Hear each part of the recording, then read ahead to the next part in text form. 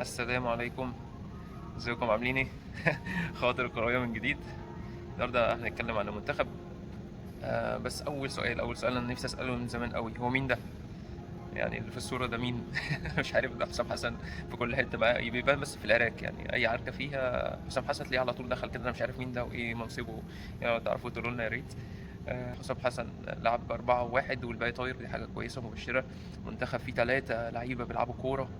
في الجزء اللي قدام زيزو وتريزيجيه ومرموش لعيبة كورة مهاريين يعني. دي حاجة ما حصلتش من سنين السنين، دي حاجة كويسة جدا.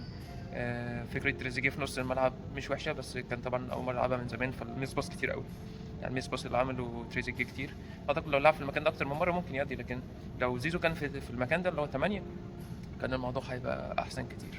كان في حاجة كمان كده عايز أتكلم فيها، محمد هاني. أنا من مشجعين محمد هاني من زمان وبحبه جدا، بس في بقاله موسمين في حاجة غريبة جدا. الإنتاجية بتاعت باك يمين زيرو تقريبا يعني. لعب 33 ماتش مع الأهلي، جاب جونين وعامل 2 أسيست، يعني النسبة لا تذكر.